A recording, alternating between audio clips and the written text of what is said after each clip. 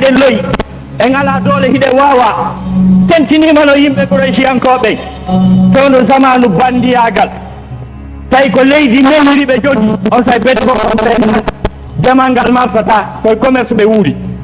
ɓen ko ɓe yeewe ɓe yeeyoy woɓe ñaami tawi on say ko fewndo jattidiro kadi aɗo nelaɗo neleɗe si ɓe yalti bandi sakko to jatta ko heeɓi kon fof ko fewndo Abrahatul Ashram innino argo liɓugol suudu Kaaba ɗum Allah halkimo ko suratul Fil expliquani en kon hande kadi yimɓe hoɗirɓe telen ɗon ɓe fof gaɗi tawi si ɓe faala ɓe jogoto kanŋe ka junngo ɗo ɓe jinna goto suskaɓe memude wi yimɓe suudu sutama kala kuyewa o waɗi mo memi ɓen ɗon hara heeɓi probléme on say commerce maɓɓe o marsi moƴƴa heeɓino ɓe wuurira ɓe heeɓi sécurité ko ɗum wasi Allah wiɓe li ilafi Qurayshin ilafihim hay kono e Quraysiyankeɓe mbowdi moɗon o ko voyage commercial moɗon rihlata chita'i wa sayf hiɗo yaaha e ɗi heure ji ɗo to ɗi fewndoji ɗo sooda makiti nokkel kaari yaa toon ɗo sooda makiti nokkel kaari commerce mon on marta heɓon ko ñaamon goto suuska on ɗon jogui sécurité li ilafi Qurayshin ilafihim rihlata chita'i wa sayf Allah daali falyabudu rabba hadha al bayt rewe jooma ndu suudu ndu accira ɗon saabu mo yo allazi on at'amahum min ju'i bimana at'amahum ñamminɗoɓe min ju'in e heeg sabu si ɓe waɗano commerce ɓe mayayno heeg wa amanahum o acciraniɓe min kawfin e kulol ɓe heeɓi sécurité tawi goɗo suftaɓe memude oɗo Omar ibn al-Khattab o wi ɗon andi no wawno ɗen aɗo l'islam o arde ko l'islam on teddini en e wawata wonde tedduɓe sen acciti kaɗo diina hande noon ko ɗum heeɓi ɓe hande ko ɗum heeɓi arabe hande ko ɗum heeɓi leyɗe arabe ɗe daare hande kaɓe jasina kaɓe warete ɓe taƴƴite fewje alyahuda keefeero fewje e hoore maɓɓe wan noon ɓe duɓƴike konngol Omar ibn al-Khattab qulu qawli hadha wa astaghfirullah li wa lakum jami'an fastaghfiruhu alhamdulillahi rabbil alamin alhamdulillahi ala ni'mati al-islam wa kafa biha min ni'ma daare ɓe julɓe ɓe sifiɗen ɗo ɓe heeferaɓe seedi tani wona Lamartine o wi si la grandeur d'un homme se mesure par ce qu'il a pu faire pour l'humanité en peu de temps, oui, je me demanderai qui sera comparable au prophète des Arabes. Porto Francijo écrivain jo wi si tawi mangu neɗɗo e teddugal makko ko andirte ko sabu ko waɗani aduna on kon e tangu seeɗa hunni ɗum ko waɗi ɗo kon fof ko e nder duuɓi nogay tati 23 ans seulement nelaɗo formi empire mo ɗanota ko ha ñande darngal dari nder 23 ans tawi o joɗɗini piñoje de o joɗɗintanen tawi marsi gasi oui si tawi ɗum ko bayagal neɗɗo e valeur makko ko andirte ko sabu ko waɗani aduna on kon e tangu jokkunni o wimo hompa ko hombo eɓɓidirte annabajo julɓe ɓen Michael Hart ce célèbre écrivain américain o windi livre no wiye les sens immortels yimɓe temedere ɓe tata ɓen mayata aduna fi maɓɓe wolde ha ñande darngal dari mo adi windude inde mum nden ko Muhammad rasulullahi sallllahu alayhi wa sallam wolo adi windude inde mum nden on say ɗum wonno Sonko wi Amérique ɓay o livre yalti moƴƴa ɓe ari ɓe felimo ɓennan ko a chrétien jo annabajo men on annabi Isa no nder ton hanno waɗamo premier asa wattamo premier waɗamo deuxiéme annabi Isa ko place sappo e ɗiɗaɓo on jetti o wini ko gonga mi faala windude o wini hay e goto ndi leydi tuttali jogiiɗo valeur e tedduɗo ha hewti annabajo julɓe men sen faala jaɓen sen faala accanno oɗo anglais George Bernard Shaw le célèbre philosophe anglais o wi wondema aduna o heɓali albala o e sonja ɓuuri ko annabajo julɓe ɓen mayi ko o wi simo wurno ɗi gueɗeji wonɗi e nder aduna allah fof o moƴƴintinnayno hakkude aduna fof fotte tawa na pinkatamo wancini tasde o gaynali yarde taw hakke ma o wi komi hooli haqqille makko ɗe wona ko ɗi bulawuji daroto wiyano moƴƴintinde donc musidɓe julɓe tedduɓe daren ɓeɗo eɓe hande leyɗe julɓe dariɓe wallini diina wallini deftere allah e sunna nelaɗo naati e lurrugol e laawi ɓeeɗa ko chia ɓeeɗa ko salafi ɓeeɗa ko suufi ɓeeɗa ko ihwan ɓeeɗa ko sunna ɓe fecciti heeferaɓe noyyani e hoore maɓɓe ɓoowiɓe noon ɓe dari ɓe lanci Irak ha gasi objectif maɓɓe on ko yiɓugol gere mo ɓuttata aduna gere o lutti hakkude Shia e Sunna ñande o ko temedere ko 15 ko ɓeeɗa ko attanta ɗum no haltindira ɗon gasi ɓerde maɓɓe walike ɓerde Yahudi ɓe dari ɓe halti Syrie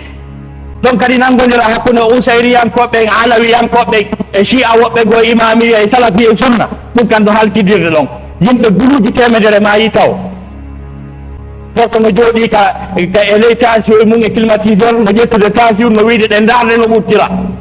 Allah dari la yarqubuna fikum illan wala dimma la yarqubuna fi mu'minin illan wala dimma ɗum no haaja ko julɗo mayata ɗum no haaju maɓe donc o yi Égypte kadi république jooɗiɗo e hoore élection laamuɗo président on nangi an otage ha gasa ɓe ƴemi Nigére ɓe jokki haaju maɓɓe julɓe no haltidir ko waɗi ɗo oɗo aynugol julɓe ɓen e wontagol maɓɓe seeda wonde laawi ko ɗum woni sabu ko wiyete lo'ere maɓɓe ɗen par ce que haray Allah accitiɓe dole maɓɓe ɗen fof ko Allah daliɗo wama nasru illa min indillah gollal wawata heɓade polgal sina ko Allah yuri Allah o nino en mum jande rasul sallah sallam e hefaraɓe ɓe fewtodirno tawi hefaraɓe ɓe tawi wuure julɓe ɓen koɓe temeɗɗe seeɗani nanaɗo daari hefaraɓe tawi ɓe ɗuuɗi hiɓe haari ɓe jogui doole ɓe daari julɓe ɓen ɓe tawi ɓe yeehi tawi kadi ɓe hoɓri kadi nanaɗo felliti ɓe piiri ɗum het julɓe ɓen lannayi nanaɗo sotti seeɗa karamɓe dari ɓe fewtitagu ɗo ɓen Allah way tan sa acci ɓeɗo warama reykatake aduna e hoore ndi leydi walluɓen nawodira tawi Allah ɓe yiɗino ɓen julɓe ɗon tawi koɓe d'accord ko maɓɓiɗi naa ɓeya ko Shia ɓeya ko Salafi ɓeya ko ɗumɗa kadi ɓe fof koɓe hunde wotere ɓen ɗon par ce que ko ɗon Allah wi hono yiɗi o wallay inna Allaha yuhibbu alladina yuqatiluna fi sabilihi saffan ka annahum bunyanun marsus ɗon ɗon mo yiɗi ɓe emo yiɗi ɓe yimɓe ene gama kombata fiiɗe dina Allah tan yarira yeeso kon ta ɓe sattiri hiɓe jogodiri hiɓe totti a sikka e maadi ma waaɗi wona sifano wayini hannde mo kala mo fewtori sango e miijo mum wonani o e julɗo mo wonani o e julɗo no faala ƴiiƴam makko ɗan to yeyata so hubbi ƴiiƴam oɗa a naata e aljanna wona sifaɓe julɓe ɗo Allah wi ɗon inna Allaha yuhibbu alladina yuqatiluna fi sabilihi saffan ka annahum bunyanun marsus wona ɓen noon tawno ɓeeɗa ɓe ɗuɗa kono koɓe Allah yiɗi ɓen tigi ɓe Allah faala ɓen Allah explique firnon kum wonno guero feƴƴirno Allah قال وإذ تستغيثون ربكم فاستجاب لكم أنا أمدكم بألف من الملائكة مردفين أنا سانغا فابي الرجال مو يد الأمر سانغا كشوفي كجري كولي النت فاستجاب لكم ونوتيو إيه تاني كلام دي دولانكم مين أنا أنتظر كمان دوبي هوري أبين نكو دوغا من ناتا كنتا بون بأنتريني وانا مارين سيب وانا بيدا من نكو دوغا ككامو ko kam militaire Allah iwte mandugo o ngari ɗo wunira wiya e regla ɗon nabbandi ɓe teppi ɓe ari ɓe puy hefaraɓe heɓe puyde ɓe Allah jolli ɓe instruction Allah gaali puyoɓe ka sengo ko e maɓɓe piyon ɓe kala ka gujal fadere buna ham kulla banan kala ka gujal ko tappe ko ɗon mbiyon tap hefaraɓe yalɗi o jeeya hono puyede mi ɗona ko lampide ko pirida Allah waɗi hurjita lennande tawi nangue no woni julɓe ɓen no hoori Allah nan ɗon saƴiri hiyan julɓe ɓen loppi ha gasi tawto maɓɓe ɗin loppi ɓe woni ɓe ɗaɗɗoyo pirede ɓe yiya sakoman ma on so amane tan min andi de tawde heɓuno ɗenogol e moɗon tawi ko sécurité immorde makka o ɓurede yimɓe o ɗanade no fowtal hefaraɓe wara ko ɗum wasiɗen noggam wona takoye e wejura importa e wonani yimɓe makko taw julɓe ɓen noggama faade e makko kanko taguɗon e deftere makko ɗen e sunna makko e dow goppal noggam ngal wawa e tabi جاء مشكلة نكتر ميرة وجدوا سوهي شهر رمضان الذي أنزل فيه القرآن هدى للناس وبينات من الهدى قلت تمام يلورهم ويكتب الله من هاجدي ما منه فقالوا في موضوع جدي في جلد من رفضت بالقيام الليل يوم إجان تقول إندي الله ده قوموا إلى صلاتكم يرحمكم الله جدا كبكات وجيب من بولين دهان دوا إنو من دوا إدونو آمين don kurun do yerta dom fi ide hayre wonde makka de yimbe ben arata don ben lono on woni tarika mayre no yaade tarika sundun tigi tigi parce que on andi sundun andaka ko inde tumano darna ko be darnen ulama en no yendoni wodi yimbe ko annabi ismaila e annabi ibrahima dadi kono ko selli ko na kambe darne do hali no don hali sibas ma ngon do Allah ko wa idh yarfa ibrahimu alqawaida min albayt ko pille be banti ari sudno don bami donc hanon don hay kan ko may ka ben aduna de place ndi don ha mo ciari ko dane re pen ko bakato jinni be mo bawli ni hande bawli kayo ton de don de way don non donc non mi nandiri ulama en no wila no tabitiri kadi e defte wallahu a'la wa a'lam ambe no di mo ben ko di don ale ko mo son ko andi no mi ayo non no wira ko sadir ko nyaawore arnde fi guddu lanni don kati ayo bisiko sort anfal hari bami donc ko nyaawore ko kono heri stay hari no be yahino ka jihadi Allah no wadan no be sharia ko honno be sendirta ko hundu wodani nana do sallallahu alaihi wasallam e der mudum don affaire khums o yalti bami kono ko fi ber wadum don na nyaawore nde enen gollitirte nde funtino fami on say kadi lanni wobbe go non no rondi no wadi ko wadi wo bami donc amma deuxième question mo wa ajalun musamma ajalun on ko woni ajalun wa ajalun musamma ko tabiti aya on kon dum nana ko lajjal ngal o wadani wonki kala ko ha do wurata wa ajalun musamma e lajjal fi fop explosion on de water il faut darono donc do on datto ini do ko leydi julbe ni ben julbe non mo ko ndirawi e fara ben do no be ko honno fami ko leydi julbe me ko yimbe be woni julbe kono état on naw état juldo yani population non ko julbe mais pays on na pays juldo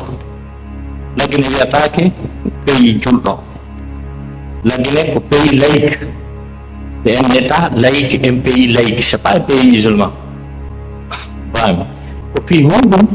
stari a leydi din ko tuginote ɗon fi ka ñawoje mo wujji ma mo jeeni ma mo deturni ma mo wari goɗɗo ɗin sariyaji ɗon na sariya alqur'ana woni ton ko sariya droit positif on waɗa ton ko wiyete kon alqanunul wadi'iyya fami donc c'est la laïcité mais ni la laïcité c'est la séparation du pouvoir politique au pouvoir religieux faslu dini ani dawla ko ɗum wiyete al ilmaniya fami donc état men gon ko état ilmani état laïque fami ko ɗum waɗi si lamɓe ɓen ko lamɓe ɓen nayni hande on noddi chrétien jo duwano on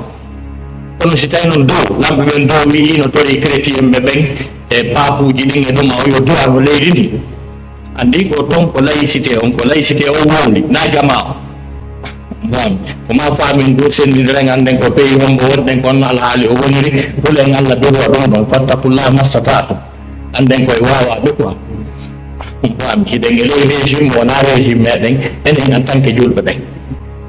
fami donc ɗum piiji ɓuri haɗa no nane e mum no hawni ha malgré que laïcité lagui ɗe on tigui tigui on ko favorable e dina kan si tawi koko windi kon minen komin janggi kon par ce que minen ko ɗum ɗon min janggi ko droit public min janggi fami c'est à dire saria leydi lagine ndin hindi woni faveur julɓe ɓen ha noon article ji no nder ton si tawi ɗin gollitirama haɗa julɗon ko libre waɗugol dina makko kanno faalira o piyatake o yennatake o haɗatake par ce que so daari article 17 e nder loi fondamentale on no wiya ɗum il est libre de pouvoir de penser et de faire valoir sa confession religieuse, ses opinions politiques et philosophiques. Donc article no goɗɗo go kanno ton article gom tañini ko article 4 Maɗum 14, imo wi wondema le libre exercice du culte est garanti. Les institutions et communautés religieuses se créent entre elles, elles s'administrent entre elles, elles ne sont pas soumises à la tutelle de l'État.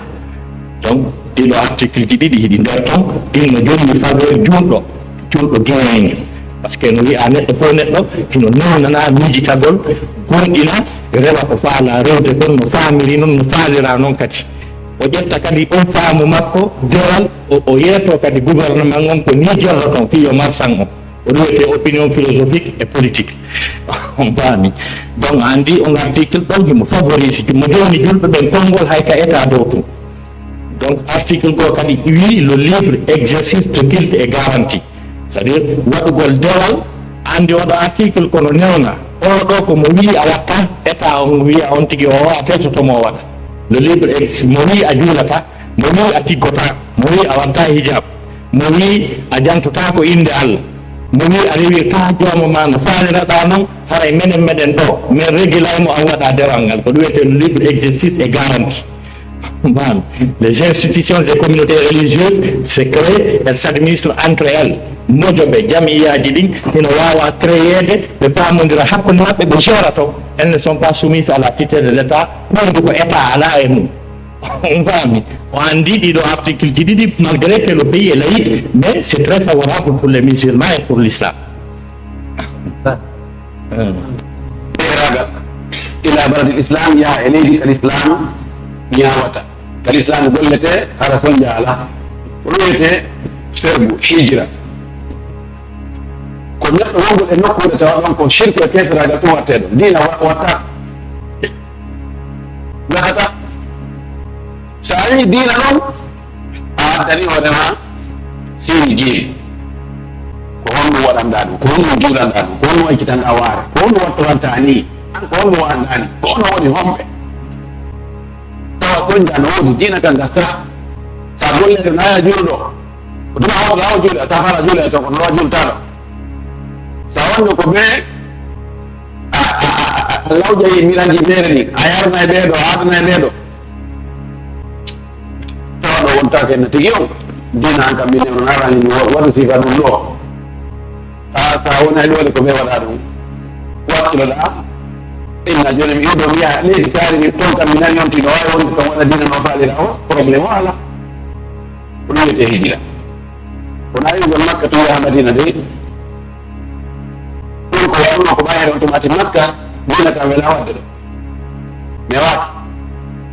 ko sirkoɓe laandi kamɓe fejjata kamɓe jogui doole kamɓe jogui fiijini fof jon noon kala leydi ka wonɗa tawi no wayi o makka fewde on tumati si a nani inde leydi go wandiyano madina on tumati ɗum yaha toon ɗum wiyete fergue joni noon kamɓe ɗo ɗiɗo wonɓe candidat en fi alnagol e ka julirde en tawi ka jande o ka jande ɓur'ana ka tigi fof ɓe fota ɓe fof ko kulliyata ɓur'ana ɓe yalti ko gutti on ɗo koɓe jogui famon kadi ɗo fototeɓe kamɓe ɗo a wattitay joni waɗa ko hombo heesiten ɗo yeeso ɗo yeeso noon jii woɓe ina nati ene o min ala muñade fewu daren ko hombo si tawi ɓe ferno ɓe ewi e leydi keseragal ɓe aaki ɗon ɓe tawi en hombo watti arde ɗon waɗa ko watti arde on ko wiyen ha minen ko homin hatti wellude ɗo oɗo ar ko 2005 oɗo ari an ko 2007 arɗa donc hay oɗon jogui priorité hoorema ɗum waɗa ko kanko ardinte fi honɗum ɓurɗo jomade e dewal Allah o ko ɓurta welde Allah yo Allah fooɗo balɗe men ɗe gaɗa kadi ko hoore dewal o wiɗo wa ida stawaw fil qira'ati wal fiqhi wal hijrati si tawi ɓe fof ɓe ɗiɗo katino ka janngol alqur'ana ka faamugol ñawoji diina ka fergol kadi ko men wotere ɓe ari ɓe fof ko noon ko goɗɗum ɓe janngi iɓe fota kadi koɓe janngi ko ɓe hewtuɗo kadi ñande wotere wantumati uddimal akbaru sinnan haray ko ardinteɗo si goɗɗo mañanaki oya haray ko hettiɗo o wattide jibinede hoore ɗum no duuɓi haray ko on kadi woni ko ardinoyte li qawli sallah sallama waliya ummakum akbarukum yo alma on ɓurmo mande e moɗon no ton ɓira goɗɗo go waliya ummakuma barukuma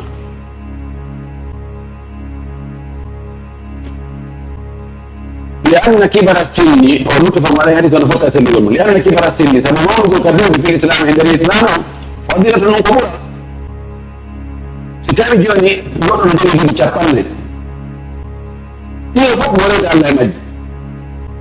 فوق نجي بيشابان تري فوق مريض الله يمجد كم بيقوم مريض الله بيشابان نايو فوق مريض الله ما نقول يبدأ كلهم تانينا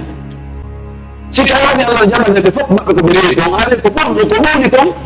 هذا نجي يمر على الحيوان كا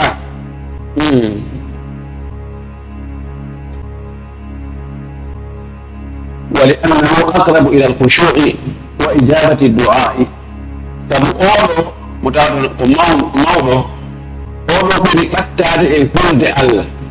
كل الله موضوع نبايكم موضوع تنجينا كون بمتابع كل الله إجابة الدعاء موضوع دعاء موضوع الله مهير سماو الله مهير سجون توري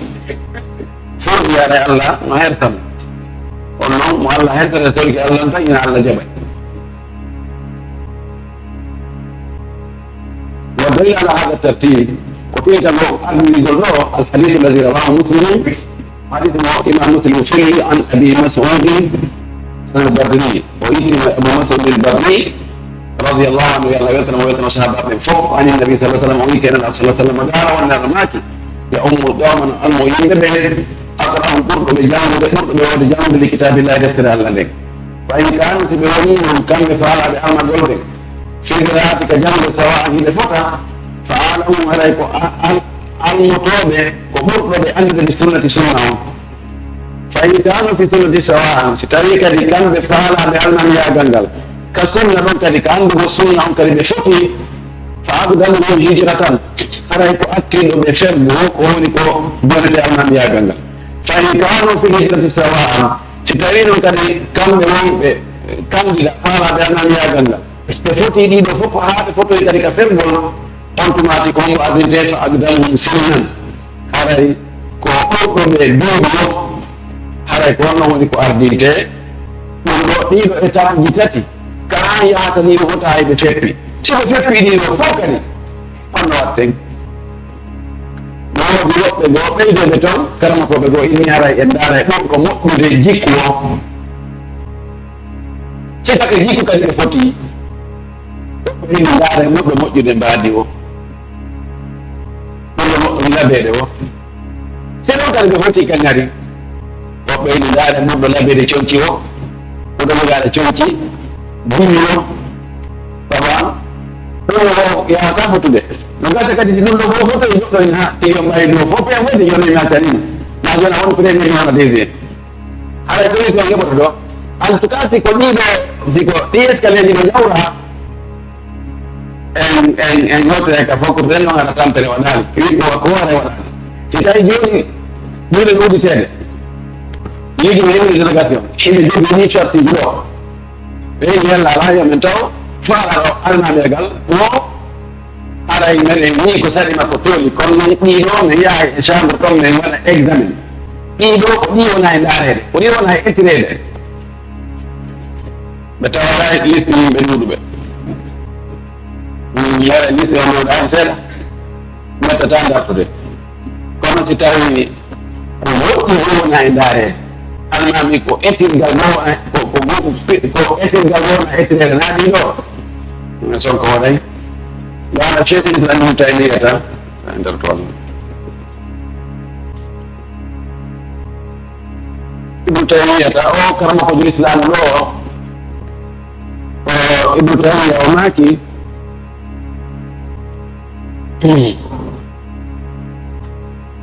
صلى الله عليه وسلم بالفضيلة بالعلم بالكتاب والسنة يلعب صلى الله عليه وسلم أردنيتا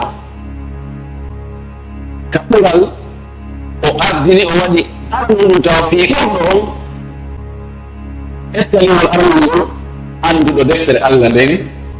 andi sunna nelaɗo on sallllahu alih wa sallam o akkori taw o waɗi ɓural ngal fii gandal anndugo deftere allah nden anndugo sunna nelaɗo sallah sallam si tawi hamɓe foti kadi ka gandal ɗon on tumati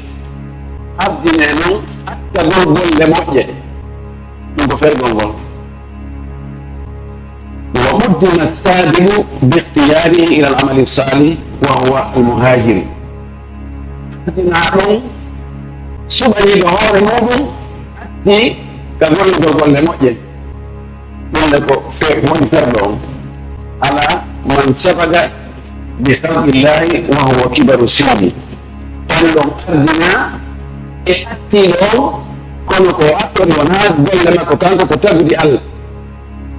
wana wakkilare makko ko hoddiga Allah waɗi si oɗo hecci oɗo